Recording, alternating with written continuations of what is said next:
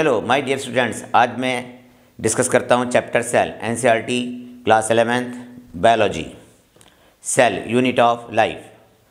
ये chapter NEET exam के लिए काफ़ी इम्पॉर्टेंट है। माय डियर स्टूडेंट्स, बायोलॉजी के जितने भी टॉपिक्स हैं क्लासरूम स्टडी के वो मेरे चैनल पर पढ़े हुए हैं। उनको आप टॉपिक के साथ मेरा नाम जोड़कर सर्च करेंगे तो वो टॉपिक आपको मिल जाएंगे। जैसे आपको हार्ट सर्च करना है तो आप टाइप करें जैदी सर हार्ट और वो टॉपिक आ जाएगा। डियर स्टूडेंट्स, तो हम स्टार्ट करते हैं। सेल क्या है? कोई भी एरिया जो कि बाउंड्री से घिरा होता है उसको हम सेल कहते हैं। Area surrounded by boundary is called cell. Cell क्या है? Unit of life. इस चैप्टर के लेफ्ट साइड में देखिए एक डायग्राम बना हुआ है। वो साइंटिस्ट हैं रामाचंद्रन। साइंटिस्ट का नाम क्या है? रामाचंद्रन। निशान लगा लो, इम्पॉर्टेंट है। रामाचंद्रन एक साइंटिस्ट पॉलिंग से इन्फ्लुएंस हुए थे, है ना। ये जैसे डार्विन, माल्थस साइंटिस्ट से प्रभावित हुए थे, इसी तरह से रामाचंद्रन किस साइंटिस्ट से इन्फ्लुएंस हुए, किससे प्रभावित हुए? साइंटिस्ट नाम है लाइनस पॉलिंग और उनका वर्क था अल्फा हेलिक्स और बीटा शीट स्ट्रक्चर पर। किनका? लाइनस पॉलिंग का जो वर्क था वो अल्फा हेलिक्स और बीटा शीट स्ट्रक्चर पे था। तो रामाचंद्रन साइंटिस्ट ने triple helical structure of collagen को डिस्क्राइब किया था। रामाचंद्रन साइंटिस्ट ने क्या डिस्कवर किया? Triple helical structure of collagen, और ये पब्लिश्ड हुआ था नेचर में। नेक्स्ट डायग्राम देखिए। इस डायग्राम में वाइट ब्लड सेल्स आपको दिखाई दे रही हैं, वाइट ब्लड सेल्स जो कि एमीबाइट फॉर्म में हैं। दूसरा डायग्राम देखिए, ट्रैकीड इलोंगेटेड सेल्स हैं। चौथा डायग्राम देखिए, कॉलमनर एपिथेलियम सेल्स का है। Fourth diagram columnar epithelium cells का है। ओके, एक डायग्राम हम और देख रहे हैं, वो मेसोफिल सेल का है जिसमें राउंड और ओवल सेल हैं। नेक्स्ट डायग्राम देखते हैं हम। पीपीएलओ का डायग्राम है और इसमें इसका जो साइज़ है 0.1 माइक्रोन मीटर है। उसी के नीचे डायग्राम बना हुआ है वायरस का जिसका साइज़ है 0.02 से 0.2 micron metre. Typical eukaryotic cell का डायग्राम बना हुआ है जिसका साइज़ है 10 से 20 माइक्रोन मीटर। नेक्स्ट डायग्राम देखते हैं, प्लांट सेल। इस प्लांट सेल में आप देखिए वैक्यूल प्लांट सेल का लगभग 90% पार्ट कवर करती है और वैक्यूल की मेम्ब्रेन को टोनोप्लास्ट कहते हैं। इस डायग्राम में लिखा हुआ नहीं है तो आप मार्क कर लें, वैक्यूल की मेम्ब्रेन को टोनोप्लास्ट कहते हैं। इस डायग्राम में मार्क कीजिए आप प्लाज्मोडेस्माटा, जो सेल वॉल के पोर होते हैं उन्हें प्लाज्मोडेस्माटा कहते हैं। प्लाज्मा मेम्ब्रेन को मार्क कीजिए, पर ऑक्सीसोम, इसके बाद मिडिल एमिला और सेल वॉल को मार्क कीजिए। नेक्स्ट डायग्राम आप एनिमल सेल का देख रहे हैं, इसे मार्क कीजिए माइक्रोविलाई, लाइसोसोम और रफ एंडोप्लाज्मिक रेटिकुलम। और इसमें मार्क करेंगे आप न्यूक्लियोलस, दिखाई दे रहा है, न्यूक्लियोलस को मार्क कीजिए। सेंट्रियोल मत भूल जाना, सेंट्रियोल। नेक्स्ट डायग्राम है fluid mosaic model of plasma membrane. इस डायग्राम में मार्क करेंगे आप पेरिफेरल प्रोटीन, कोलेस्ट्रॉल और इंटीग्रल प्रोटीन। नेक्स्ट डायग्राम देखिए आप, एंडोप्लाज्मिक रेटिकुलम का है। इसमें मार्क करें आप राइबोसोम और स्मूथ एंडोप्लाज्मिक रेटिकुलम को, न्यूक्लियर पोर को। नेक्स्ट डायग्राम आप देख रहे हैं माइटोकॉन्ड्रिया का। माइटोकॉन्ड्रिया को हम power house of the cell भी कहते हैं। नेक्स्ट डायग्राम देख रहे हैं आप क्लोरोप्लास्ट का। क्लोरोप्लास्ट में मार्क कीजिए थाइलेकॉइड, स्ट्रोमा, लेमिला और ग्रेनम। और नेक्स्ट डायग्राम जो है ये राइबोसोम का है, राइबोसोम। और ये अगला डायग्राम तो बहुत इंपॉर्टेंट है, वो है सीलिया का। सीलिया के डायग्राम को मार्क करें। इसमें देखिए पेरिफेरल माइक्रोट्यूब्यूल कितने हैं, तो पेरिफेरल माइक्रोट्यूब्यूल की संख्या 18 है, 18, और सेंट्रल माइक्रोट्यूब्यूल की संख्या 2 है। इसमें मार्क करें इंटर डबलेट ब्रिज को, इंटर डबलेट ब्रिज को भी मार्क करें, और रेडियल स्पोक को। अगला डायग्राम आप देख रहे हैं वो है chromosome based on position, chromosome based on position of centromere. इस डायग्राम में सेंट्रोमियर की पोजीशन देखिए आप। क्रोमोसोम की स्मॉल आर्म को हम पी और बड़ी आर्म को कहते हैं क्यू। स्मॉल आर्म को कहते हैं पी और बड़ी आर्म को कहते हैं क्यू। मतलब शॉर्ट आर्म पी है और लॉन्ग आर्म क्यू है।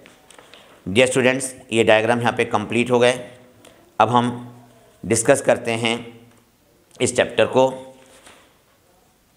सेल को डिस्कवर्ड किसने किया था? देखिए माय डियर स्टूडेंट, सेल को डिस्कवर्ड किसने किया था? सेल को डिस्कवर्ड किया था रॉबर्ट हुक ने।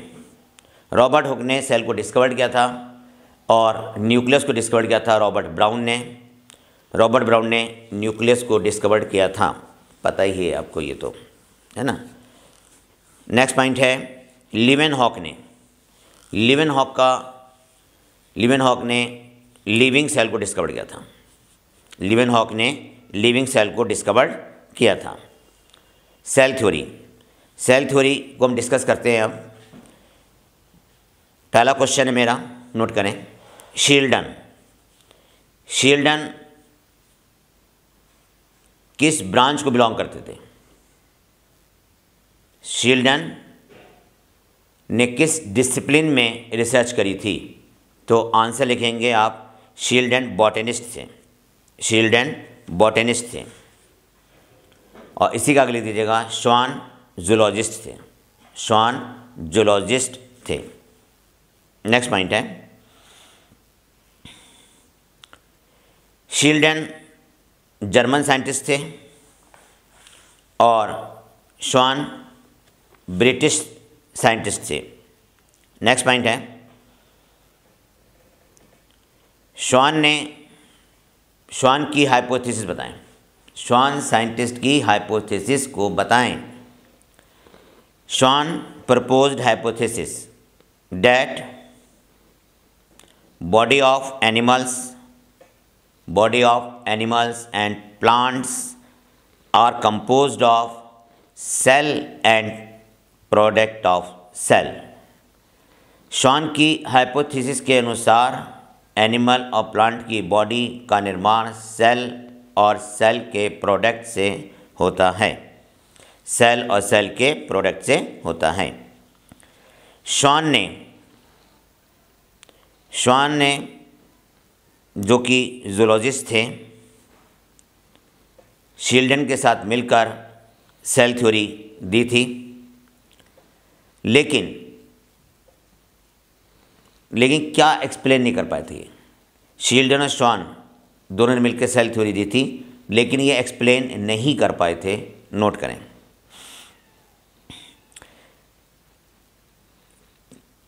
नई सेल कैसे बनती है, नई सेल का फॉर्मेशन कैसे होता है, ये श्वान और शील्डन की थ्योरी से एक्सप्लेन नहीं होता। नोट कर लें, Schleiden and Schwann propose the cell theory but did not explain as to how new cell were formed। Schleiden और श्वान की थ्योरी से ये एक्सप्लेन नहीं हुआ कि नई सेल का फॉर्मेशन कैसे हुआ। वेर्चो की थ्योरी बताएं। वेर्चो ने कहा था ओमनिस सेलुला एज सेलुला। विर्चो ने क्या कहा था? ओमनिस, OMNIS, सेलुला, CELLULA, ई सेलुला। मतलब कोई भी सेल जो होती है वो पहले वाली सेल से बनती है। New cells are formed from pre existing cell. Virchow ने ये कहा था, रुडोल्फ वर्चो ने ये कहा था कि नई सेल का निर्माण पहले वाली सेल से होता है। ठीक है, next point, cell theory. Cell theory का फाइनल शेप किसने दिया था? यही कह रहे हैं कि सेल थ्योरी का जो मॉडर्न शेप वो किसने दिया था? वो वर्चो ने दिया था। वो सेल थ्योरी क्या है कि all cell arise from pre existing cell. सभी सेल्स पहले वाली सेल से उत्पन्न होती हैं। All cell arise from pre existing cells. दूसरा पॉइंट क्या था? All living organism are composed of cell and product of cell. जितने भी लिविंग ऑर्गेनिज्म हैं वो सेल और सेल प्रोडक्ट के बने हुए हैं। जितने भी लिविंग ऑर्गेनिज्म हैं वो सेल और सेल प्रोडक्ट के बने हुए हैं। नेक्स्ट टॉपिक है, सेल दो तरह की हैं। कौन कौन सी हैं? तो क्वेश्चन है सेल के टाइप बताओ। तो सेल के दो टाइप हैं, एक प्रोकार्योटिक सेल, एक यूकार्योटिक सेल। एक प्रोकार्योटिक सेल है और दूसरी कौन सी है? Eukaryotic cell. Next, smallest cell का नाम बताएं। स्मॉलेस्ट सेल का नाम है माइकोप्लाज्मा। स्मॉलेस्ट सेल का नाम है माइकोप्लाज्मा, जिसकी लेंथ 0.3 माइक्रोन मीटर है, जबकि बैक्टीरिया की लेंथ 3 to 5 माइक्रोन मीटर होती है। नेक्स्ट पॉइंट, लॉन्गेस्ट सेल कौन सी है? लॉन्गेस्ट सेल नर्व सेल्स हैं। लॉन्गेस्ट सेल नर्व सेल्स हैं। नेक्स्ट क्वेश्चन है, PPLO का पूरा नाम क्या है? PPLO, देखिए PPLO में आते हैं, PPLO का पूरा नाम लिखें, pleuropneumonia like organism. Pleuropneumonia like organism. Prokaryotic cell are represented by. Prokaryotic cell के एग्जाम्पल दें। प्रोकार्योटिक सेल के एग्जाम्पल नोट कीजिए। प्रोकार्योटिक सेल का एग्जाम्पल है bacteria. Bacteria, blue green algae. Blue green algae को हम cyanobacteria भी कहते हैं, साइनोबैक्टीरिया। माइकोप्लाज्मा, माइकोप्लाज्मा और PPLO, PPLO। फिर से एक बार रिवाइज करते हैं। Prokaryotic cell represent by bacteria, blue green algae, mycoplasma और PPLO, PPLO। Next question, bacteria की बेसिक शेप कौन कौन सी हैं? Basic shape of the bacteria, तो नोट करें, bacillus, bacillus BACILLUS, rod like bacteria, rod like bacteria. दूसरा है कोकस, COCCUS, स्फेरिकल बैक्टीरिया। तीसरा है vibrio, VIBRIO, vibrio, comma shape bacteria. चौथा है spirillum, SPIRILLUM, spirillum, SPIRILLUM, spirilla bacteria. Note कर लिया? तो बैक्टीरिया के 4 बेसिक शेप हैं। पहला था बेसिलस, दूसरा था कोकस, तीसरा है विब्रियो और चौथा है स्पाइरलम। नेक्स्ट क्वेश्चन है, प्रोकार्योटिक सेल में कौन से टाइप का राइबोसोम मिलता है? Which type of ribosome found in bacteria? तो आप आंसर लिखें 70S। बैक्टीरिया हो या प्रोकार्योटिक सेल, बात एक ही है, तो आप लिख सकते हैं 70S, 70S। नेक्स्ट क्वेश्चन है, प्रोकार्योटिक सेल का genome, genome of the prokaryotic cell, prokaryotic cell का जीनोम बताएं। तो नोट कीजिए, सिंगल क्रोमोसोम, सर्कुलर DNA। ठीक है, देखिए प्रोकार्योटिक सेल का जीनोम मतलब जेनेटिक मटेरियल, सर्कुलर डीएनए है, single circular DNA, single circular DNA. Bacteria की सेल में कभी कभी दो डीएनए मिलते हैं, एक सर्कुलर डीएनए होता है बड़ा और एक होता है छोटा सा। तो देखिए जो बड़ा वाला है वो है क्रोमोसोमल डीएनए और जो छोटा वाला है उसे हम कहते हैं extra chromosomal DNA, extra chromosomal DNA, और उसी का नाम है प्लाज्मिड। और अगर हम प्लाज्मिड को सेल से बाहर निकाल दें बैक्टीरिया से तो कोई फर्क नहीं पड़ता। लेकिन ध्यान रखना, अगर प्लाज्मिड है तो बैक्टीरिया डोनर है, मेल है, और प्लाज्मिड नहीं है तो फीमेल है, क्योंकि इस प्लाज्मिड में फर्टिलिटी का जीन भी होता है। तो प्लाज्मिड की डेफिनेशन क्या हो गई? Extra chromosomal self replicating DNA, extra chromosomal self replicating DNA. और प्लाज्मिड क्रोमोसोमल डीएनए से लगभग 1000 गुना छोटा भी होता है। प्लाज्मिड का सिग्निफिकेंस बताएं, significance of plasmid in biological research. Biological research में प्लाज्मिड का सिग्निफिकेंस बताइए। प्लाज्मिड को हम रिकॉम्बिनेंट डीएनए टेक्नोलॉजी में यूज़ करते हैं। Plasmid used in recombinant DNA technology. Plasmid के द्वारा हम जीन ट्रांसफ़र करते हैं, प्लाज्मिड के द्वारा हम जीन क्लोनिंग करते हैं, जीन एम्प्लीफिकेशन करते हैं। तो प्लाज्मिड का यूज़ कहाँ पे है? रिकॉम्बिनेंट डीएनए टेक्नोलॉजी में। नेक्स्ट, अगला क्वेश्चन है, ग्राम पॉजिटिव और ग्राम नेगेटिव बैक्टीरिया किस आधार पर हैं? देखिए, gram positive gram negative bacteria का जो बेस है वो स्टेनिंग के बेस पर है, स्टेनिंग कलर के बेस पर। ठीक है, gram positive gram negative bacteria को स्टेनिंग के आधार पर दो हिस्सों में बांटा गया है। और यहाँ पे ग्राम जो है साइंटिस्ट का नाम है, ग्राम जो है साइंटिस्ट का नाम है। प्रोकार्योटिक सेल और यूकार्योटिक सेल में डिफरेंस बताइए। नोट करें, एक तरफ लिख लें प्रोकार्योटिक सेल, एक तरफ लिख लें यूकार्योटिक सेल।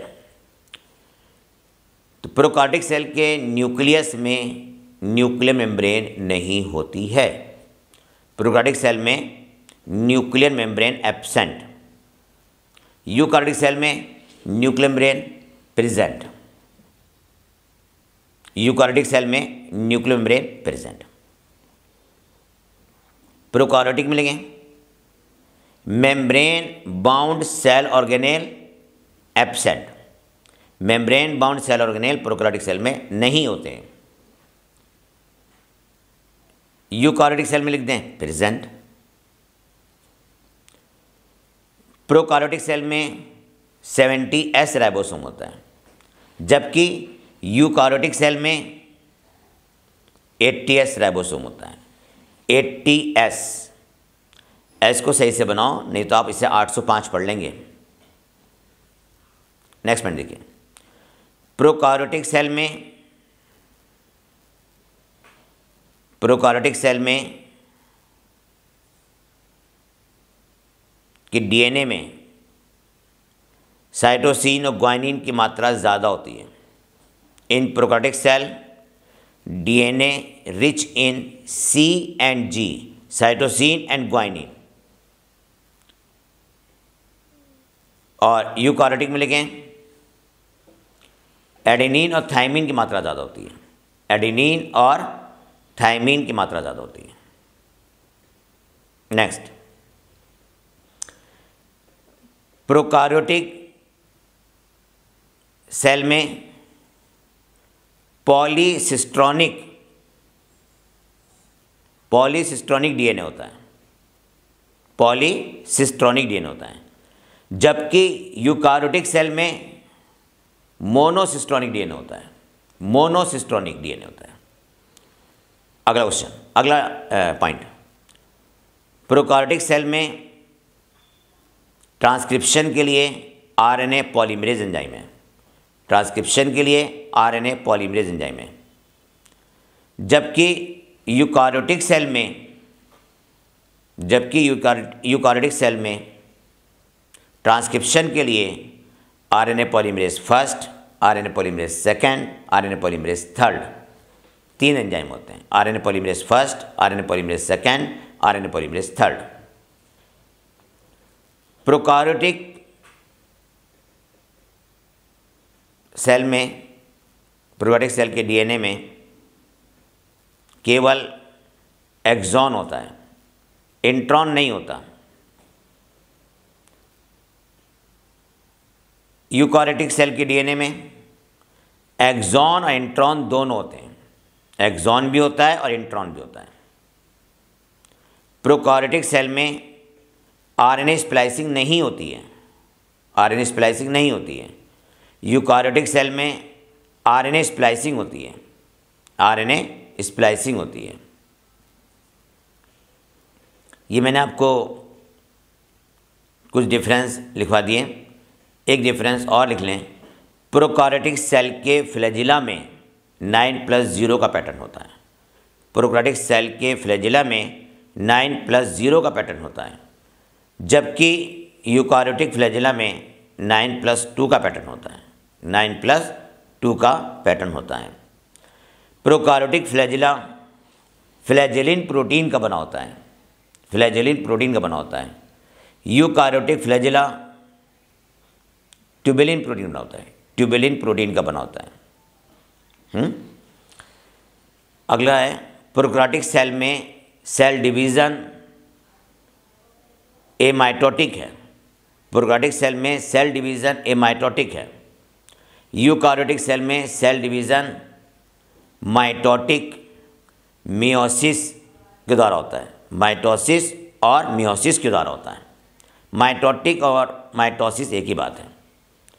यूकारियोटिक सेल में सेल डिवीज़न माइटोसिस और मियोसिस के द्वारा होता है। लेकिन यहाँ रुक के मैं एक बात बता रहा हूँ, यूकारियोटिक सेल कुछ ऐसी भी है जिसमें एमाइटोसिस भी हो जाती है।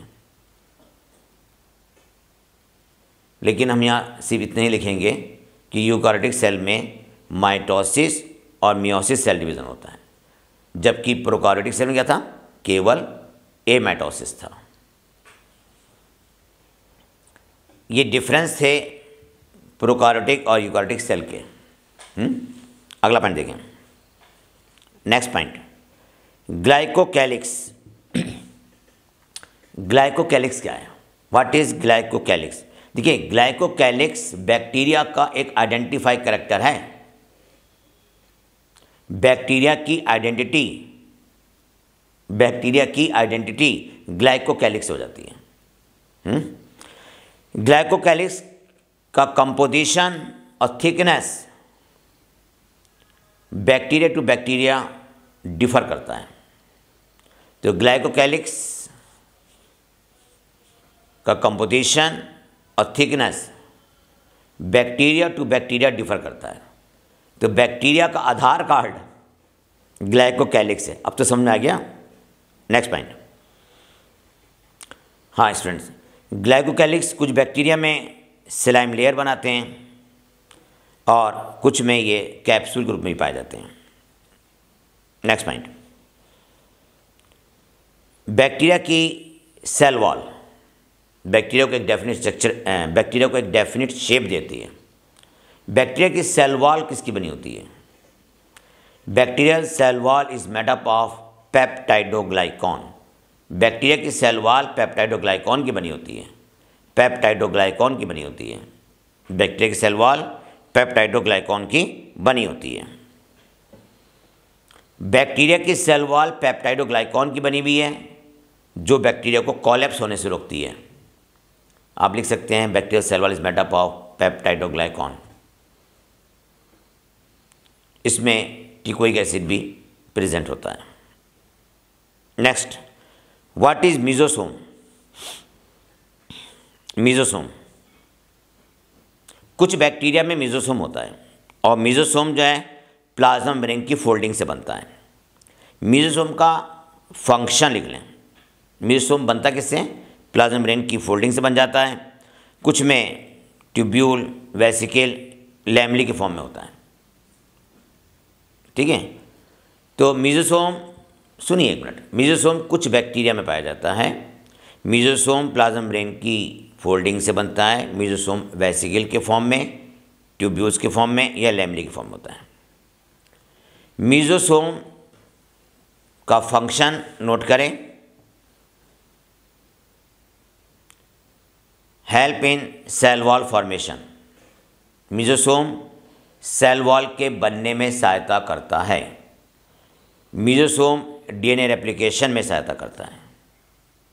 मीजोसोम रेस्पिरेशन में सहायता करता है। मीजोसोम सिक्रीशन में सहायता करता है। मीजोसोम प्लाज्मा मेम्ब्रेन के सरफेस एरिया को भी बढ़ाता है। एक बार फिर से रिवाइज करूं, मीजोसोम कुछ बैक्टीरिया में पाए जाते हैं, प्लाज्मा मेम्ब्रेन के फोल्डिंग से बनते हैं। मीजोसोम वेसिकल, ट्यूब्यूल या लैमेली के रूप में होते हैं। वेसिकल, ट्यूब्यूल और लैमेली के रूप में पाए जाते हैं। मीजोसोम सेल वॉल फॉर्मेशन में, डीएनए रेप्लिकेशन में, रेस्पिरेशन में, सिक्रीशन में हेल्प करते हैं और प्लाज्मा लेमा के सरफेस एरिया को भी बढ़ाते हैं। अगला क्वेश्चन, बैक्टीरिया फ्लैजेला को कितने पार्ट्स में डिवाइड किया गया? बैक्टीरिया के फ्लैजेला को कितने पार्ट्स में डिवाइड किया गया? Bacterial flagellum is divide into 3 parts. Bacteria के फ्लैजेला को 3 पार्ट्स में डिवाइड किया गया है। पहला है फिलामेंट, दूसरा हुक, तीसरा बेसल बॉडी। पहला फिलामेंट, दूसरा हुक, तीसरा क्या है? Basal body. Next point, fimbriae, what are the fimbriae? FIMBRIA। देखिए, fimbriae small bristle like fibre. Fimbriae are small bristle like fibre. ठीक है, फिम्ब्री बैक्टीरिया को किसी भी सबस्ट्रेटम से या होस्ट टिश्यू से अटैच होने में हेल्प करता है।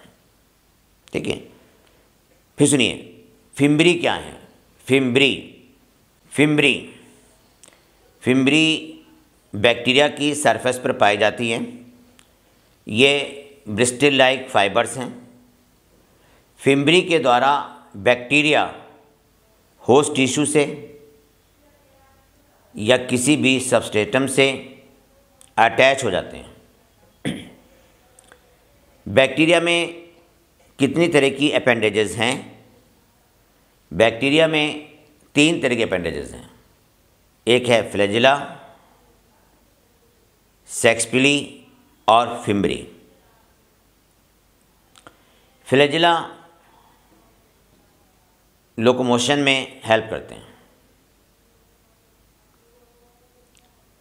सेक्सपिली के द्वारा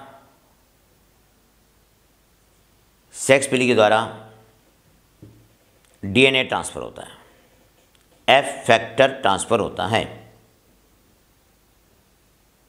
एफ फैक्टर मीन्स प्लाज्मिड। और फिम्ब्री के द्वारा ये किसी भी सरफेस से अटैच होते हैं।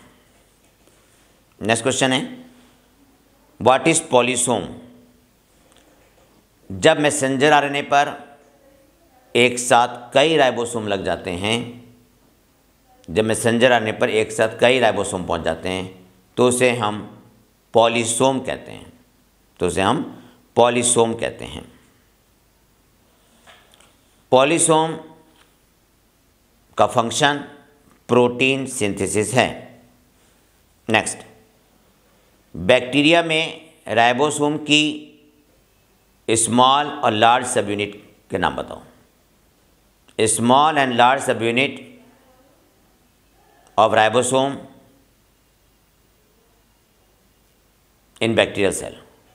देखिए स्मॉल सब यूनिट है 30s और लार्ज सब यूनिट है 50s। अगला क्वेश्चन बहुत इंपॉर्टेंट है, इंक्लूजन्स बॉडी के नाम बताएं।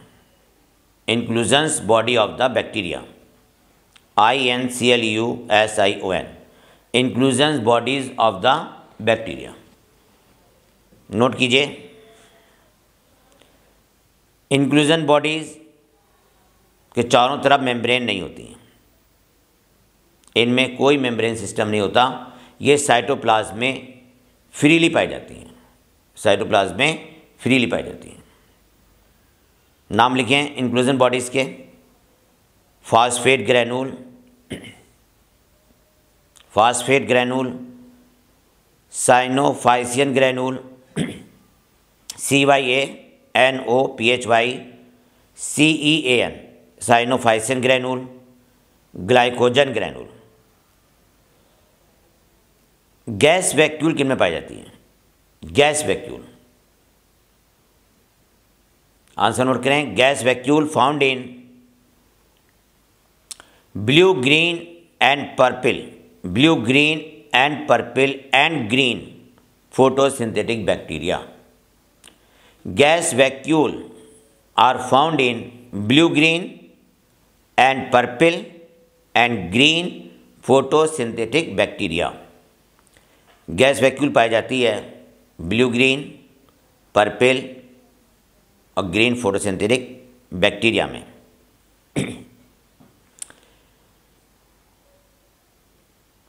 अब हम डिस्कस शुरू करते हैं यूकारियोटिक सेल का।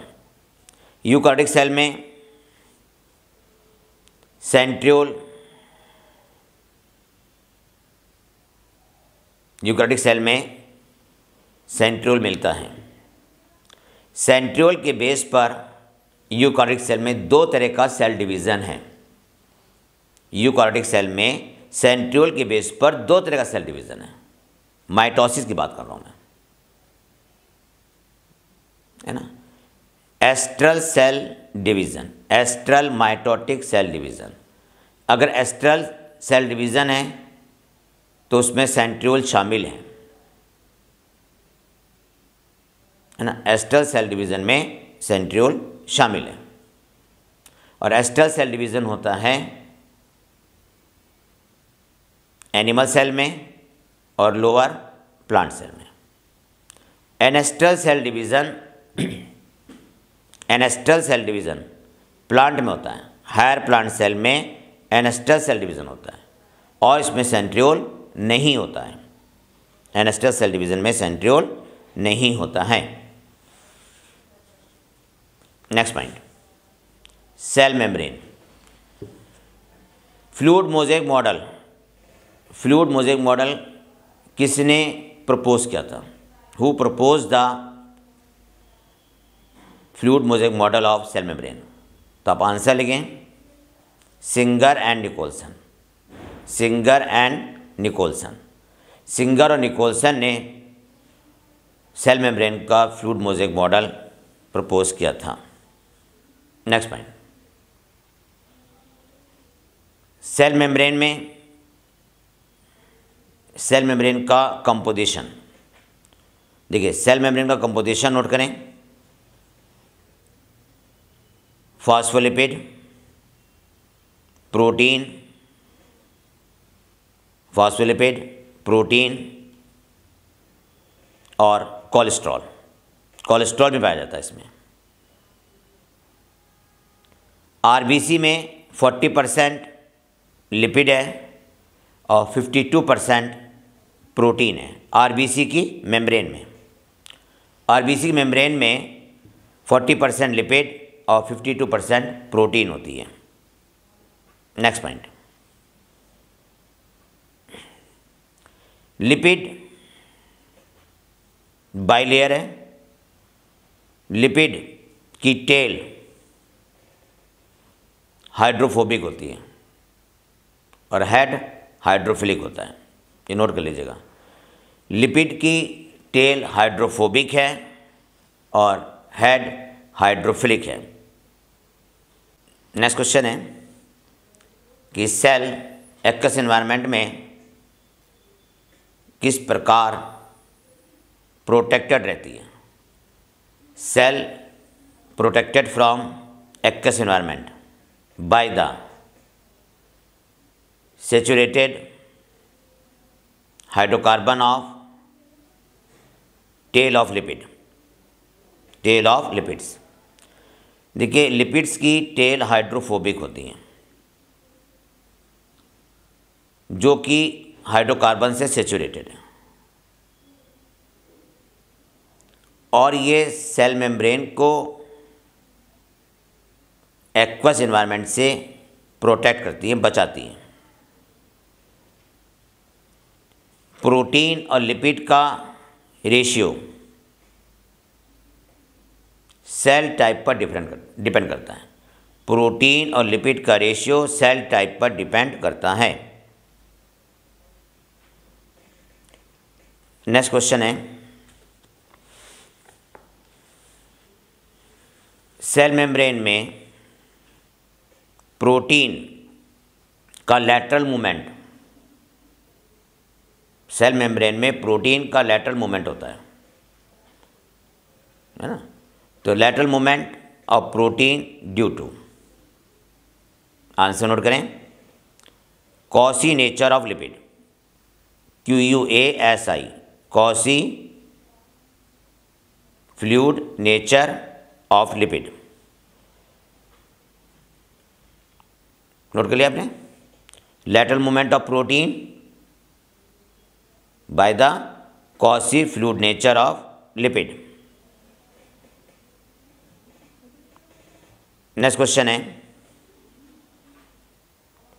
मेम्ब्रेन की फ्लूइडिटी क्यों इंपॉर्टेंट है। Why fluidity of membrane is important. देखिए, मेम्ब्रेन की फ्लूइडिटी FLUIDITY फ्लूइडिटी क्यों इंपॉर्टेंट है, तो नोट कीजिए, सेल ग्रोथ के लिए, इंटरसेलुलर जंक्शन के फॉर्मेशन के लिए, सिक्रीशन के लिए, एंडोसाइटोसिस के लिए और सेल डिवीज़न के लिए। सेल ग्रोथ, इंटरसेलुलर जंक्शन के निर्माण के लिए, सिक्रीशन के लिए, एंडोसाइटोसिस के लिए और सेल डिवीज़न के लिए। फिर सुनिए, fluidity nature of membrane is important for cell growth, formation of intercellular junction, secretion, endocytosis और cell division. Next point, cell membrane के function of the cell membrane. देखिए, सेल मेम्ब्रेन सेमी परमेबल भी है,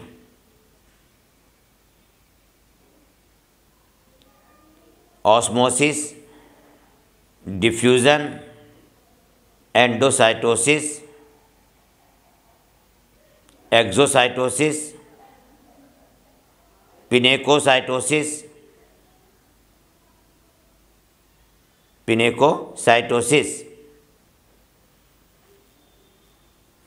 active transport, passive transport, ये सब function cell membrane के हैं। फिर सुन लीजिए, सेल मेम्ब्रेन के फंक्शन क्या हैं। तो देखिए, सेल मेम्ब्रेन के function osmosis, diffusion, active transport, passive transport, endocytosis, phagocytosis, exocytosis, pinocytosis, ये सारे फंक्शन सेल मेम्ब्रेन के हैं। एक्टिव ट्रांसपोर्ट और पैसिव ट्रांसपोर्ट में डिफरेंस क्या है। पैसिव ट्रांसपोर्ट में एनर्जी की रिक्वायरमेंट नहीं होती है। एक्टिव ट्रांसपोर्ट में एनर्जी की रिक्वायरमेंट होती है।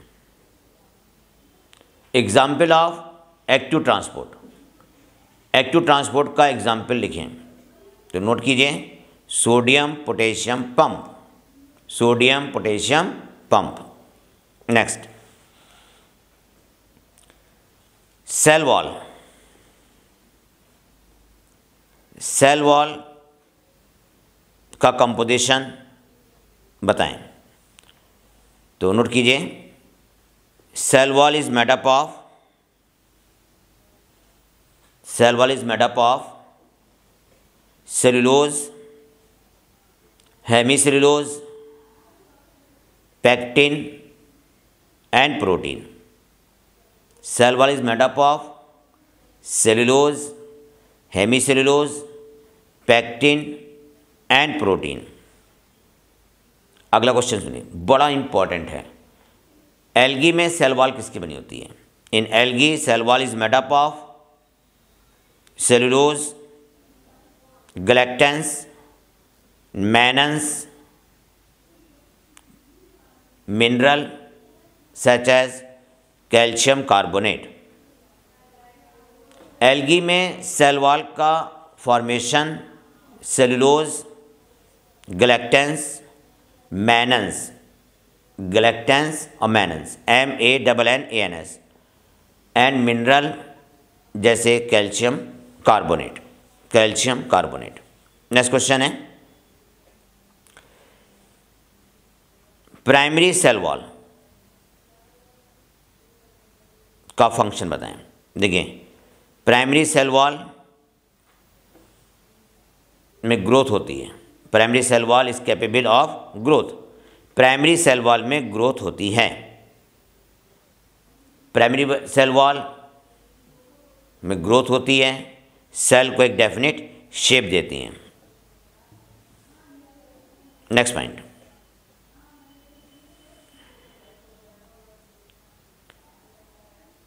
मिडी लैमेला का कंपोजिशन क्या है? Composition of middle lamella, answer note करें। मिडी लैमेला कैल्शियम पैक्टेट का बना होता है। Middle lamella is made up of calcium pectate, middle lamella calcium pectate का बना होता है। Next point, plasmodesmata, what are the plasmodesmata? Plasmodesmata किसे कहते हैं? सेल वॉल के पोर को प्लाज्मोडेस्माटा कहते हैं। प्लाज्मोडेस्माटा से सिम्प्लास्ट ट्रांसपोर्टेशन होता है, SIM SYM, symplast PLAST, symplast transportation होता है। एंडोमेम्ब्रेन सिस्टम, अगला क्वेश्चन है, एंडोमेम्ब्रेन सिस्टम में कौन कौन से सेल ऑर्गेनेल आते हैं? आंसर लिखें, endomembrane system include endoplasmic reticulum, Golgi body, lysosome और वैक्यूल। फिर सुनिए, endomembrane system include endoplasmic reticulum, Golgi complex, lysosome और वैक्यूल। नेक्स्ट पॉइंट है, एंडोमेम्ब्रेन सिस्टम में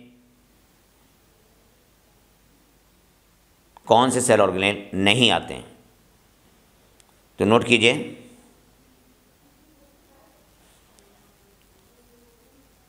एंडोमेम्ब्रेन सिस्टम में कौन से सेल ऑर्गेनेल नहीं आते वो नोट करें आप। Mitochondria, chloroplast, peroxisome, mitochondria, chloroplast, peroxisome. अब क्वेश्चन ये है कि माइटोकॉन्ड्रिया, क्लोरोप्लास्ट, पेरोक्सिसोम को एंडोमेम्ब्रेन सिस्टम में क्यों नहीं रखा गया? तो आंसर नोट करें, माइटोकॉन्ड्रिया, क्लोरोप्लास्ट, पेरोक्सिसोम का फंक्शन कोऑर्डिनेटेड नहीं है, कोऑर्डिनेटेड नहीं है। Function of mitochondria, chloroplast and peroxisomes are not coordinated, COORDINATED, coordinated नहीं है। एंडोमेम्ब्रेन सिस्टम में उन सेल ऑर्गेनेल को रखा जाता है जिनका फंक्शन कोऑर्डिनेटेड होता है। अरे तुमने सुना नहीं ध्यान से। एंडोमेम्ब्रेन में उन सेल ऑर्गेनेल को रखते हैं जिनका फंक्शन कोऑर्डिनेटेड होता है, जिनका फंक्शन कोऑर्डिनेटेड होता है। नेक्स्ट पॉइंट, एंडोप्लाज्मिक रेटिकुलम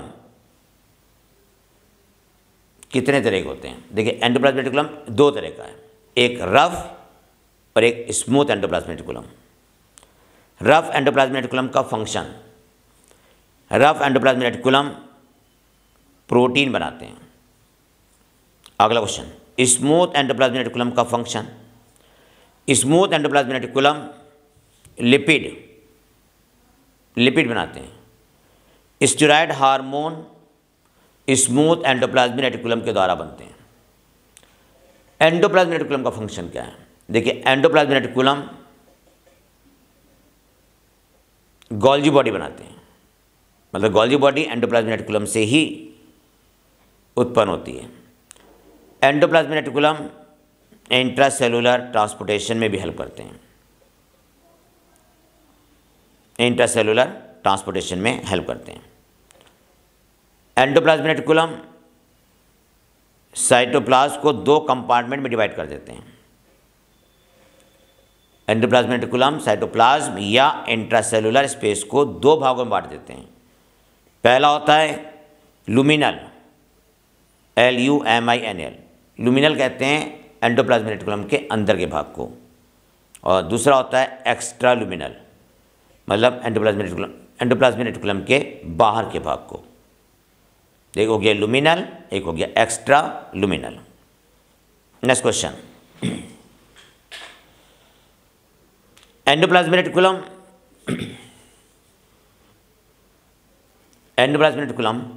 किस यूकारियोटिक सेल में एब्सेंट है?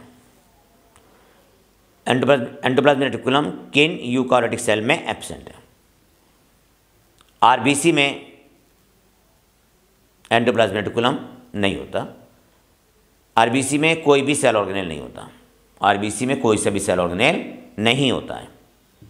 नेक्स्ट क्वेश्चन, गोल्जी बॉडी को डिस्कवर्ड किसने किया था? गोल्जी बॉडी को डिस्कवर्ड किया था गोल्जी ने। नेक्स्ट पॉइंट, प्लांट सेल में गोल्जी बॉडी का नाम बताएं।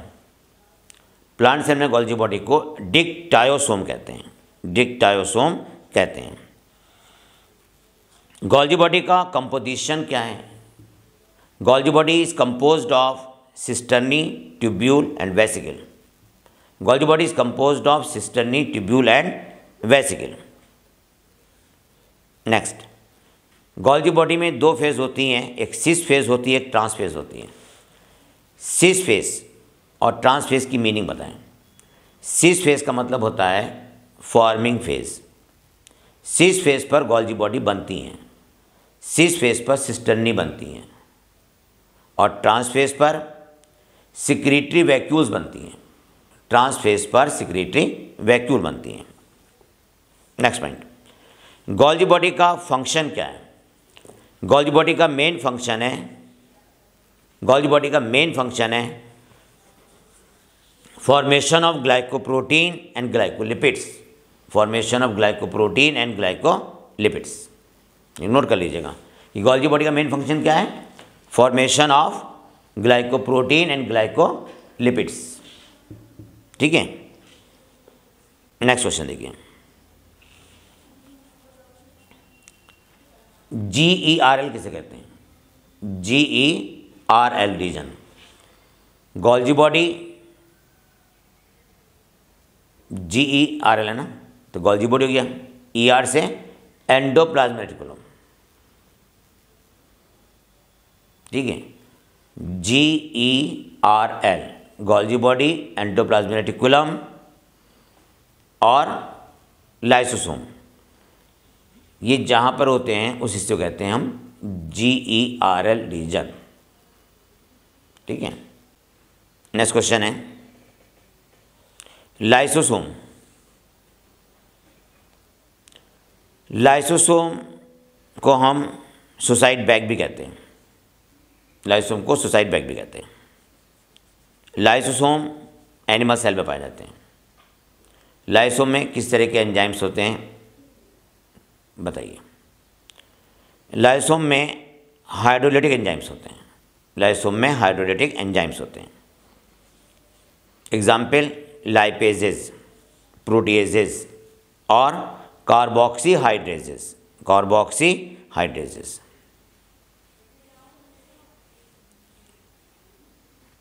लाइसोसोम में हाइड्रोलेज एंजाइम होते हैं जो कि डाइजेशन का काम करते हैं। नेक्स्ट, पॉलीमॉर्फिक सेल ऑर्गेनेल का नाम बताएं। पॉलीमॉर्फिक सेल ऑर्गेनेल का नाम बताएं। पॉलीमॉर्फिक सेल ऑर्गेनेल लाइसोसोम है। लाइसोसोम 4 तरह के मिलते हैं। प्राइमरी लाइसोसोम जो कि गोल्गी बॉडी से बनता है, और सेकेंडरी लाइसोसोम प्राइमरी लाइसोसोम और फूड वैक्यूल के फ्यूजन से बनता है, और सिक्रीटरी रेसिडुअल बॉडी जब लाइसोम में डाइजेशन हो जाता है और सारा डाइजेस्टेड फूड बाहर निकल जाता है, सिर्फ वेस्ट रह जाता है, तो उसे फिर हम रेसिडुअल बॉडी कहते हैं। तो रेसिडुअल बॉडी में सिर्फ वेस्ट मटेरियल होता है। रेसिडुअल बॉडी को सेल बाहर निकाल देती है। और 4th टाइप है ऑटोफैगोसोम।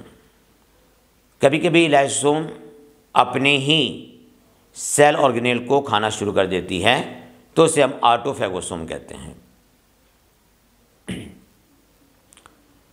लाइसोसोम प्लांट सेल में एब्सेंट होते हैं। Lysosome single membrane bound structure हैं। अगला क्वेश्चन है वैक्यूल। वैक्यूल एनिमल सेल में नहीं होती हैं, वैक्यूल प्लांट सेल में होती हैं। एनिमल सेल में वैक्यूल बहुत छोटी होती हैं या फिर एब्सेंट होती हैं। अमीबा में पाए जाने वाली वैक्यूल का नाम बताएं।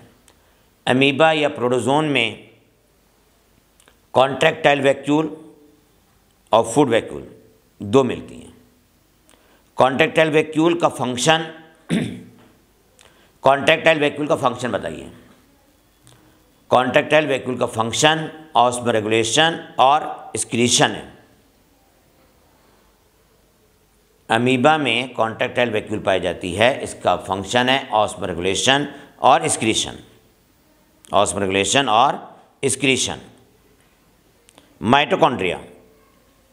माइटोकॉन्ड्रिया को सेमी ऑटोनॉमस सेल ऑर्गेनेल क्यों कहते हैं? माइटोकॉन्ड्रिया में अपना डीएनए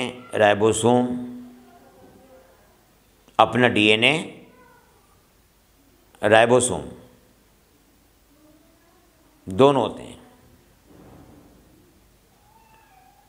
इसलिए इसे हम सेमी ऑटोनॉमस सेल ऑर्गेनेल कहते हैं।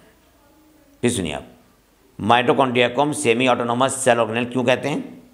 माइटोकॉन्ड्रिया में अपना डीएनए है, अपना राइबोसोम है, अपना आरएनए है। आरएनए और लिख दीजिएगा।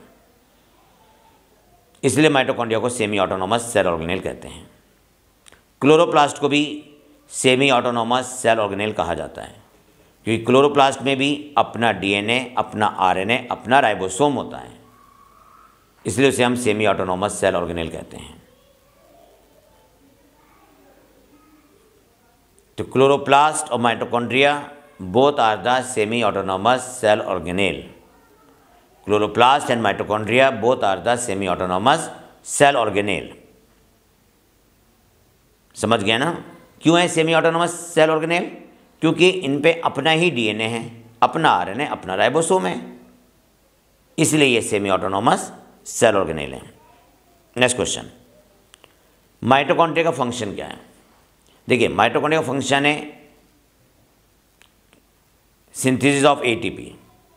एटीपी बनाता है माइटोकॉन्ड्रिया, ठीक है। माइटोकॉन्ड्रिया एटीपी बनाते हैं। माइटोकॉन्ड्रिया से माइटोकॉन्ड्रिया बन जाते हैं, तो सेमी ऑटोनॉमस है क्योंकि ये माइटोकॉन्ड्रिया से हीट उत्पन्न होती है, थर्मियोजेनेसिस माइटोकॉन्ड्रिया से हीट भी उत्पन्न होती है। और फैटी एसिड का बीटा ऑक्सीडेशन होता है, beta oxidation of fatty acid. Mitochondria में क्रेब्स साइकिल होती है।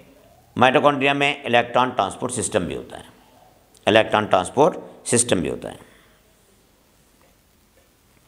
माइटोकॉन्ड्रिया का राइबोसोम 70S है।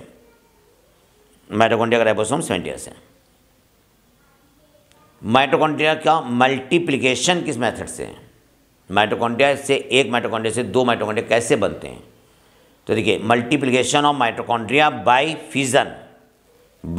फिजन। नेक्स्ट पॉइंट, माइटोकॉन्ड्रिया के FN पार्टिकल में कौन से एंजाइम होते हैं?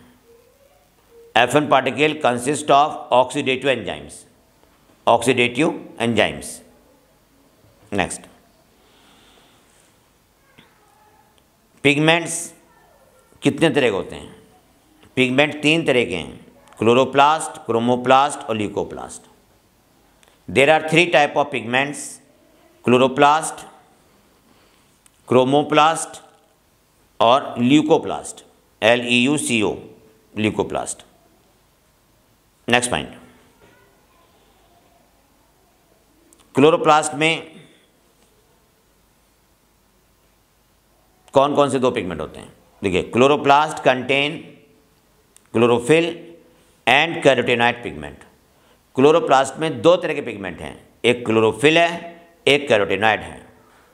क्लोरोप्लास्ट में 2 तरह के पिगमेंट हैं, एक क्लोरोफिल और दूसरा कैरोटीनॉइड। क्लोरोफिल तो सोलर एनर्जी को कैप्चर करता है, क्लोरोफिल सोलर एनर्जी को रिसीव करता है। और carotenoid pigment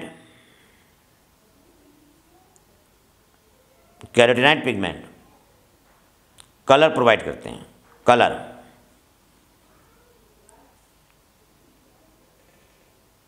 next point, carotenoid pigment का एग्जाम्पल लेंगे। देखिए, कैरोटीनॉइड पिगमेंट का एग्जाम्पल लेंगे, कैरोटीन, ज़ैंथोफिल, कैरोटीन और ज़ैंथोफिल एक्सेट्रा कर दीजिए। नेक्स्ट पॉइंट, ल्यूकोप्लास्ट का फंक्शन लिखें। देखिए, ल्यूकोप्लास्ट LEUCOPLAST, ल्यूकोप्लास्ट कलरलेस होते हैं और ल्यूकोप्लास्ट न्यूट्रिएंट को स्टोर करते हैं। ल्यूकोप्लास्ट कलरलेस हैं, ल्यूकोप्लास्ट में न्यूट्रिएंट स्टोर होता है।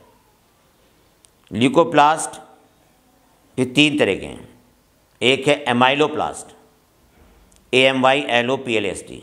एमाइलोप्लास्ट में स्टार्च स्टोर होता है, दूसरा है इलियोप्लास्ट, ELAIO, इलियोप्लास्ट। इसमें ऑयल और फैट स्टोर होता है, तीसरा है एलिरोप्लास्ट, ALEUROPLAST, एल्यूरोप्लास्ट। इसमें प्रोटीन स्टोर होती है, next question, ribbon shape chloroplast किसमें पाया जाता है? तो रिबन शेप क्लोरोप्लास्ट पाया जाता है स्पायरोगायरा में। नेक्स्ट पॉइंट, क्लोरोप्लास्ट के ग्रेना में कौन सी रिएक्शन होती है? क्लोरोप्लास्ट के ग्रेना में लाइट रिएक्शन होती है, ग्रेना की यूनिट का नाम बताएं। ग्रेना की यूनिट थाइलेक्वाइड है, THYLAKOID। क्वांटोसोम कहाँ पाए जाते हैं? थाइलेक्वाइड के इनर सरफेस पर। Quantosome present on the inner surface of thylakoid. Chlorophyll कहाँ पर पाए जाते हैं? लोकेशन ऑफ क्लोरोफिल, तो लिखिए quantosome contain the chlorophyll, quantosome contain the chlorophyll. एक क्वांटोसोम में 230 क्लोरोफिल के मॉलिक्यूल लगभग होते हैं। नेक्स्ट क्वेश्चन, अगला क्वेश्चन है क्लोरोप्लास्ट और साइटोप्लाज्म के राइबोसोम में क्या डिफरेंस है। क्लोरोप्लास्ट का राइबोसोम 70S है और साइटोप्लाज्म का राइबोसोम 80S है। नेक्स्ट पॉइंट,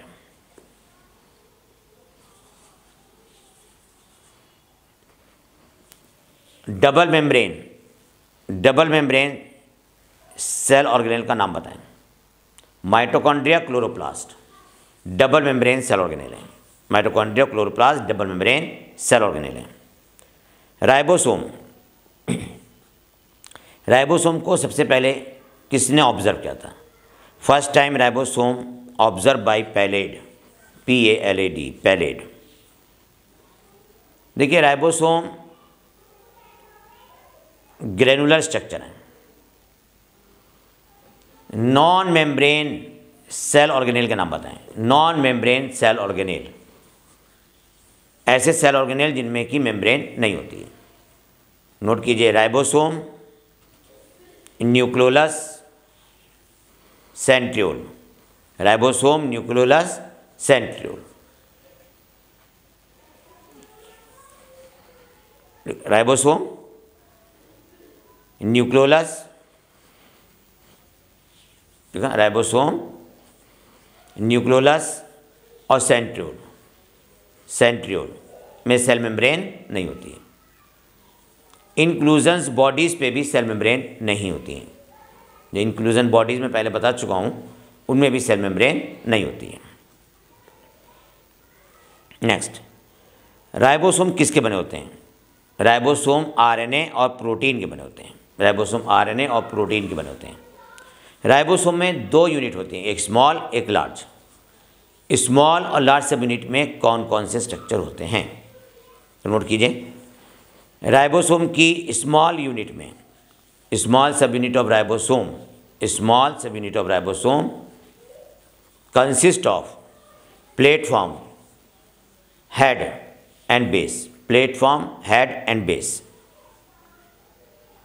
प्लेटफॉर्म और हेड के बीच में क्लेफ्ट होता है, CLEFT, cleft present between the platform and head.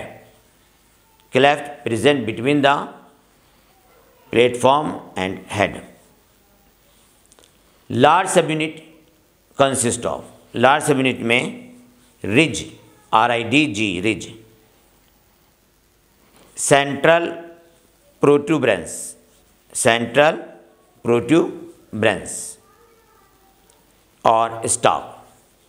Large सब यूनिट में 3 भाग होते हैं, एक होता है रिज, RIDGE, एक होता है स्टॉप, STALK, और तीसरा होता है central protuberance, CENTRL, central protuberance, PROTUBRANCE, protuberance. Central protuberance और रिज के बीच में, सेंट्रल प्रोट्यूबरेंस तथा रिज के बीच में वैली होती है, valley. Function of ribosome, protein synthesis, protein synthesis. Next, cytoskeleton किसका बना होता है? देखिए, cytoskeleton is made up of microtubule, microfilament और intermediate filament. Cytoskeleton is made up of microtubule, microfilament और इंटरमीडिएट फिलामेंट। अरे 3 तरह के फिलामेंट हैं, माइक्रोट्यूब्यूल, माइक्रोफिलामेंट और इंटरमीडिएट फिलामेंट। नेक्स्ट, सीलिया और फ्लैजेला में क्या डिफरेंस है? फ्लैजेला की संख्या 1 या 4 तक होती है, जबकि सीलिया की संख्या 100 या 1000s में होती है। सीलिया छोटे होते हैं, फ्लैजेला बड़े होते हैं। सीलिया छोटे हैं और फ्लैजेला बड़े होते हैं। नेक्स्ट पॉइंट है, यूकारियोटिक फ्लैजेला में कौन सी प्रोटीन है? यूकारियोटिक फ्लैजेला में फ्लैजेलिन प्रोटीन है और ये 9+2 को शो करते हैं। सीलिया में या फ्लैजिला में टोटल माइक्रोट्यूब्यूल कितने हैं? तो सीलिया फ्लैजिला में टोटल माइक्रोट्यूब्यूल की संख्या 20 हो जाती है, 20। ठीक है, कितनी होती है? 20 होती है, क्योंकि 18 पेरिफेरल हैं और 2 सेंट्रल हैं। सीलिया फ्लैजिला में पेरिफेरल माइक्रोट्यूब्यूल डबलेट है। डबलेट मीन्स 2 एक साथ मिल बनाते हैं। ठीक है, पेरिफेरल माइक्रोट्यूब्यूल कैसे हैं? डबलेट। सेंट्रोसोम, एक सेंट्रोसोम में 2 सेंट्रियोल होते हैं। एक सेंट्रोसोम में 2 सेंट्रियोल होते हैं। सेंट्रियोल एब्सेंट किस में होता है? सेंट्रियोल एब्सेंट होता है ओवम में, एग सेल में। एग सेल में सेंट्रियोल नहीं होता। जो एनिमल सेल हैं, एनिमल की एग सेल में सेंट्रियोल नहीं होता। सेंट्रियोल आरबीसी में भी एब्सेंट है, प्लांट सेल में एब्सेंट है, लोअर प्लांट सेल में सेंट्रियोल मिल जाता है। एक सेंट्रोसोम में 2 सेंट्रियोल हैं और दोनों सेंट्रियोल एक दूसरे से परपेंडिकुलर हैं। सेंट्रियोल को हम रिप्रेजेंट करते हैं 9+0, 9+0। सेंट्रियोल में पेरिफेरल फाइबर ट्रिपलेट होते हैं। सेंट्रियोल में पेरिफेरल फाइबर ट्रिपलेट होते हैं। तो एक सेंट्रियोल में कितने फाइबर हुए? तो 9 को 3 से मल्टीप्लाई कर दीजिए, 9 × 3 27 पेरिफेरल फाइबर होते हैं। सेंट्रियोल के फाइबर किसके बने होते हैं? सेंट्रियोल में फाइबर ट्यूबुलिन प्रोटीन के बने होते हैं, ट्यूबुलिन प्रोटीन के बने होते हैं। सेल डिवीज़न के समय स्पेंडल फाइबर सेंट्रियोल से ही डेवलप होते हैं, सेंट्रियोल से डेवलप होते हैं। सेंट्रियोल, हाँ, सेंट्रियोल का फंक्शन बताएं तो नोट करें। सेंट्रियोल सीलिया फ्लैजिला के बेसल बॉडी बनाते हैं। Function of centriole, centriole form the basal body of cilia and flagella and spindle fibre at the time of cell division in animal cell. देखिए, centriole cell division के समय spindle fibre बनाते हैं। Centriole cell division के समय spindle fibre बनाता है। सीलिया और फ्लैजिला की बेसल बॉडी बनाता है। नेक्स्ट है न्यूक्लियस। न्यूक्लियस को डिस्कवर किया था रॉबर्ट ब्राउन ने। क्रोमेटिन शब्द किसने दिया था? क्रोमेटिन शब्द फ्लेमिंग ने दिया था। ठीक है, क्रोमेटिन शब्द फ्लेमिंग ने दिया था। नेक्स्ट पॉइंट,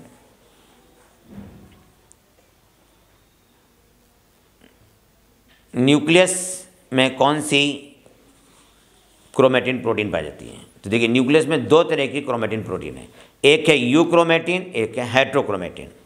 यूक्रोमेटिन और हेट्रोक्रोमेटिन। यूक्रोमेटिन जेनेटिक होती हैं जिसमें ट्रांसक्रिप्शन होता है। हेट्रोक्रोमेटिन जेनेटिक नहीं होती जिसमें ट्रांसक्रिप्शन नहीं होता है, ट्रांसक्रिप्शन नहीं होता है। Next point, nucleopore. देखिए, न्यूक्लियोपोर का फंक्शन क्या है? न्यूक्लियोपोर से आरएनए न्यूक्लियस से निकलकर साइटोप्लाज्म में जाते हैं और प्रोटीन मॉलिक्यूल भी न्यूक्लियोपोर से पास होते हैं। मतलब प्रोटीन मॉलिक्यूल और आरएनए मॉलिक्यूल न्यूक्लियोप्लाज्म से साइटोप्लाज्म में जाते हैं। नेक्स्ट पॉइंट, अगला क्वेश्चन है, न्यूक्लियस के फंक्शन को एक्सप्लेन करने के लिए किस साइंटिस्ट ने एक्सपेरिमेंट किया था? तो आंसर लिखिएगा हैमरलिंग। हैमरलिंग ने प्रूव किया था कि न्यूक्लियस सेल की एक्टिविटी को कंट्रोल करता है और न्यूक्लियस में जेनेटिक मटेरियल है। हैमरलिंग ने वर्क किस पे किया था? एसिटेबुलेरिया पर। हैमरलिंग ने वर्क किया था एसिटेबुलेरिया पर। नेक्स्ट पॉइंट, ई न्यूक्लिएटेड सेल का नाम आरबीसी। ई न्यूक्लिएटेड सेल का नाम क्या है? आरबीसी है। सिनोसाइटिक सेल किसे कहते हैं? सिनोसाइटिक सेल हम तब कहते हैं जब एक सेल के अंदर कई न्यूक्लियस होते हैं, तो उसे हम सिनोसाइटिक सेल कहते हैं। प्लांट सेल में अगर न्यूक्लियस संख्या 1 से ज़्यादा होती है तो उसे हम सिनोसाइटिक कहते हैं। सिनसाइशियल सेल किसे कहते हैं? सिनसाइशियल सेल में न्यूक्लियस संख्या एक से ज़्यादा होती है। सिनसाइशियल में SYNCYTIL, सिनसाइशियल सेल में न्यूक्लियस संख्या एक से ज़्यादा होती है। सिनसाइशियल एपिडर्मिस एस्केरिस में पाई जाती है। क्रोमोसोम जेनेटिक मटेरियल को कैरी करते हैं। क्रोमोसोम DNA के बने होते हैं। देखिए, क्रोमोसोम की स्मॉल आर्म को P और इसकी लॉन्ग आर्म को Q कहते हैं। Next point, kinetochore. What is the kinetochore? देखिए, एक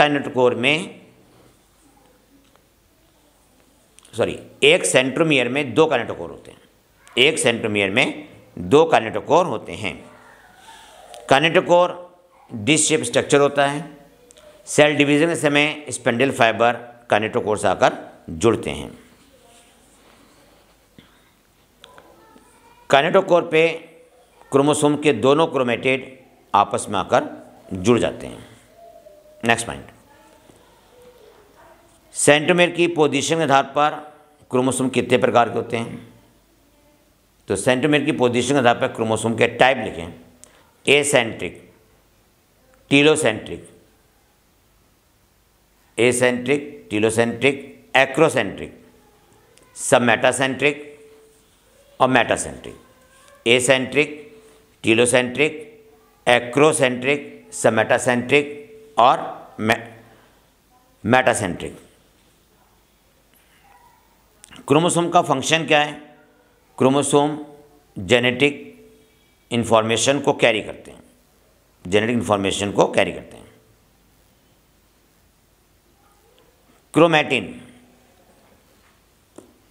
क्रोमैटिन का कंपोजिशन देखिए, chromatin contain DNA and basic protein histone. देखिए, chromatin contain DNA, basic protein histone and some amount of non histone protein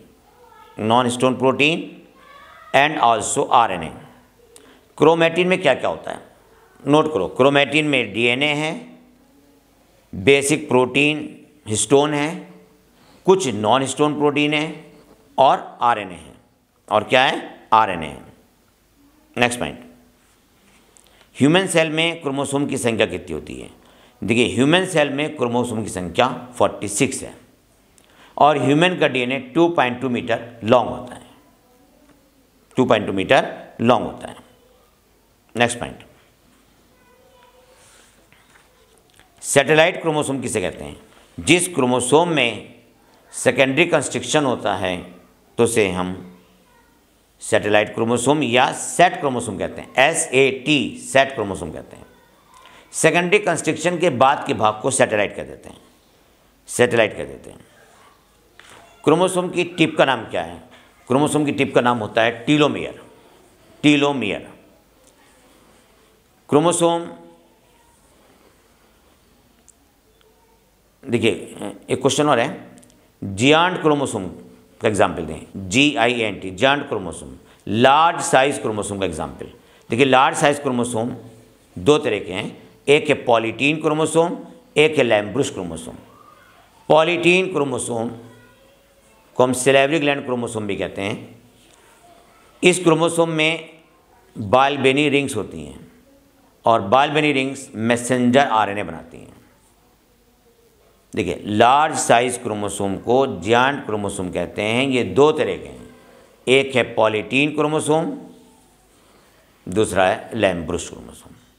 polytene chromosome को salivary gland chromosome भी कहते हैं।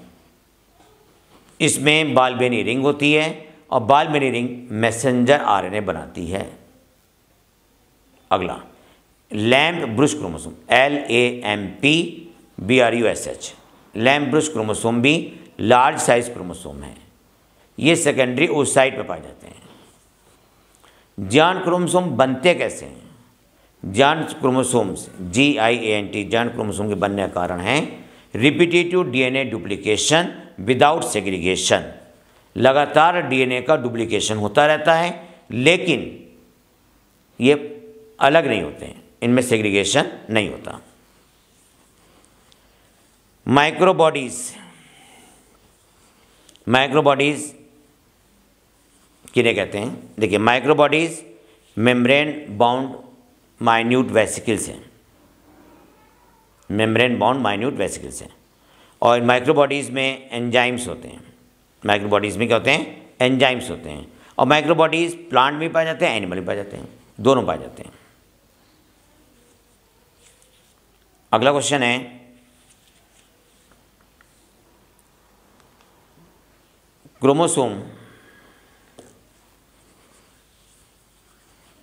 Chromosome bivalent कब कहलाते हैं? बाईवैलेंट जब क्रोमोसोम पेयर में आ जाते हैं और प्रत्येक क्रोमोसोम में 2 क्रोमेटिड होते हैं, तभी इन्हें हम कहते हैं बाईवैलेंट क्रोमोसोम। क्रोमोसोम का फंक्शन क्या है? क्रोमोसोम कैरी करते हैं जेनेटिक इंफॉर्मेशन को।